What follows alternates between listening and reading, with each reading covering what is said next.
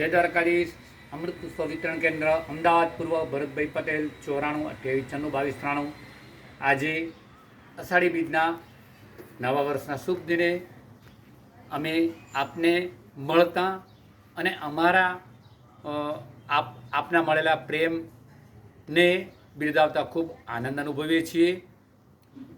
અત્યાર સુધી આપે ત્રિલોસર, પુનર્નવા અર્ક, ભૂમિ આબલા અર્ક, મધ અને અમારી તમામ જે હાથે બનાવેલ પ્રોડક્ટો છે એને આપનો ખૂબ સાથ સહકાર મળેલો છે.